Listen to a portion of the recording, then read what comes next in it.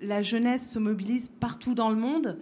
On l'a vu aux États-Unis, on l'a vu aux Philippines, on l'a vu en France, on l'a vu partout en Europe. Et c'est pour ça que nous avions envie de vous proposer une vidéo qui vous explique un petit peu les fondements de la Global Citizen Assembly en prévision de la COP26. Donc je vous laisse visionner cette vidéo. L'Assemblée citoyenne mondiale sur la crise climatique et écologique, c'est une initiative qui aura lieu en 2021 et qui a pour objectif d'influencer la COP26 à Glasgow. Alors l'idée, elle est simple, c'est en fait de faire entendre la voix de citoyens ordinaires du monde entier par le biais d'une assemblée délibérative mondiale. Le concept n'est pas nouveau. Depuis plusieurs années, dans différents pays, en France évidemment, mais également au Royaume-Uni, en Écosse, au Danemark, en Irlande, on voit se développer des assemblées citoyennes sur le climat. Et à l'échelle mondiale, pour la COP 2009 à Copenhague et la COP 21 à Paris, le projet World War Views a permis d'impliquer des milliers de citoyens dans un processus délibératif sur le réchauffement climatique. Donc on ne part pas de zéro.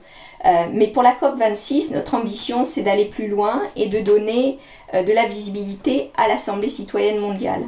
Pour ça, on a développé un modèle qui combine délibération approfondie et participation de masse.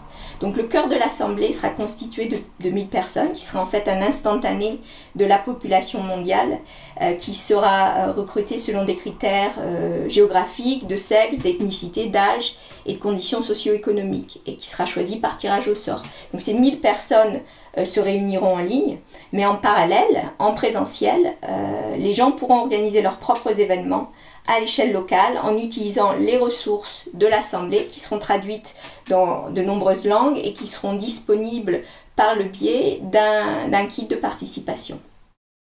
I'm a 19-year-old girl from South Korea, and long story short, I'm involved in this project because I need my future to be livable. And the Global Assembly for COP26 is the idea that's given me the most hope. By hope, I don't mean that I'm relieved that politicians and experts will swoop in and save my future.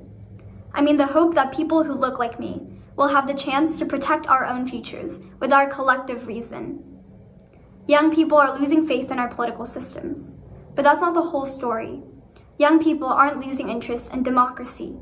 We're losing faith in failing democracies and the growing inability to effect change within the electoral representative system. We only need to expand our imaginations of what we mean by democracy, not just electoral or broken, but deliberative, participatory, democratized. And it turns out young people are all for democracy. So this is what the GA means to me: unlinking and untethering participation from the exclusive labels we've tagged onto it and placing everyday people at the center. For young people, our whole lives are about pushing the envelope and proving that we can do the things adults have initially told us we can't. So what the GA calls for: demanding and proving that we, the people, can do the things that people in power have said is out of our depth. This isn't radical to young people. It's what we do. And to me, the only thing radical about the GA for COP26 is that it's never been done before. It's an unprecedented attempt to accomplish a common sense outcome. Everyday people working together to solve the problems that affect everyday people. And to me, that's something that we can all get behind. 지금까지 배제되었던 목소리들을 귀담아 듣기 시작한다면 어떤 변화가 찾아올까요? 처음으로 모든 인류의 의견을 귀담아 듣기 시작한다면 다시는 과거로 돌아갈 수 없을 것입니다. Ce qui est important de rappeler, c'est que cette Assemblée citoyenne mondiale, elle a été initiée par la société civile. Donc c'est pas un projet qui est financé par des institutions. Les financements proviennent d'organisations philanthropiques, de fondations, mais également de citoyens comme vous et moi qui sommes inspirés en fait par la vision d'un nouveau mode de gouvernance mondiale. Et pour ça, on a lancé une campagne de crowdfunding à laquelle vous pouvez contribuer en vous rendant sur le site globalassembly.org. Donc dans les mois à venir, nous communiquerons sur les étapes d'avancement du projet. Vous pouvez d'ores et déjà nous suivre sur les réseaux sociaux et le moment venu, vous pourrez contribuer à l'Assemblée en initiant des événements à votre échelle pour amplifier la participation citoyenne. J'espère que cette vidéo vous a plu, qu'elle vous a inspiré. En tout cas, avec Convergence, il nous tenait à cœur de la projeter ce soir. J'ai encore une vidéo à vous proposer, une vidéo qui a été enregistrée par un député européen qui est aussi rapporteur général du budget 2021 pour le Parlement européen. Vous en avez sûrement entendu parler, il s'agit de Pierre Larrouturou. Il milite activement pour plus de moyens, que ce soit pour le climat ou pour la santé. Il avait d'ailleurs entamé une grève de la faim qui a fait la une de plusieurs journaux. Il vous propose aujourd'hui une vidéo pour présenter les grands défis et définir un petit peu les grands enjeux qui se présentent à l'échelle européenne. 5 ans après l'accord de Paris, où en sommes-nous? Les mentalités évoluent, mais dans la réalité du monde, rien n'a bougé ou quasiment sur les questions du CO2 et du climat. Pour la France, c'est vrai que les émissions directement liées sur le territoire national ont diminué. Mais le bilan qui est fait par le Haut Conseil, c'est que si on tient compte des produits importés, des produits qui arrivent de Chine ou d'ailleurs, l'empreinte carbone de la France continue d'augmenter. En vrai, hélas, malgré tout ce qu'on fait, chacun de nous dans sa vie personnelle, ce que font les associations, les entreprises, hélas, il n'y a eu aucun progrès.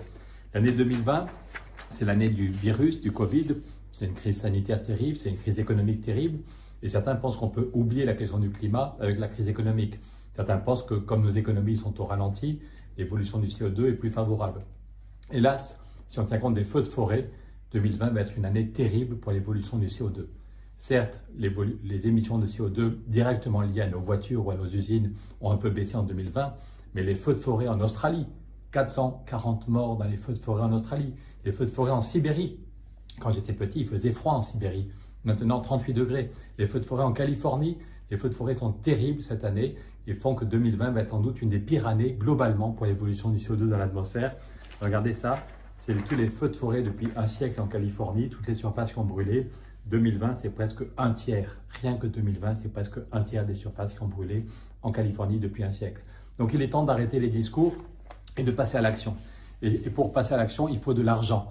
Quand Nicolas Hulot a démissionné, il a dit « J'espérais 7 milliards chaque année pour isoler les bâtiments, en commençant par les maisons des plus pauvres, 7 milliards chaque année pour un plan hydrogène, pour les transports en commun. » Et on m'a dit « Il n'y a pas d'argent. » Au niveau européen, comme rapporteur du budget, avec tous mes amis députés, je me bats pour qu'on trouve de l'argent. Mais en écoutant ce que disaient les Gilets jaunes, il y a besoin de justice fiscale. 30% des Français, 40% des Allemands n'ont pas 1 euro d'économie. Ce n'est pas à eux de payer pour le climat, ce n'est pas à eux de payer pour le plan de relance. Donc le Parlement européen fait plusieurs propositions. La taxe carbone aux frontières, la taxe digitale, augmenter le prix du carbone. Mais la plus importante en termes de volume, l'argent qu'on peut rapporter et en termes de faisabilité dans l'année ou les 2 ans qui viennent, c'est la taxe sur les transactions financières. L'idée de la taxe sur les transactions financières, c'est très simple. Chacun de nous, quand il fait ses courses, il paye de la TVA. Même les plus pauvres en France payent 5,5% de TVA pour manger. Même les plus pauvres doivent contribuer au financement des services publics. Mais aujourd'hui, la taxe sur les marchés financiers, c'est 0,0%. 0,0.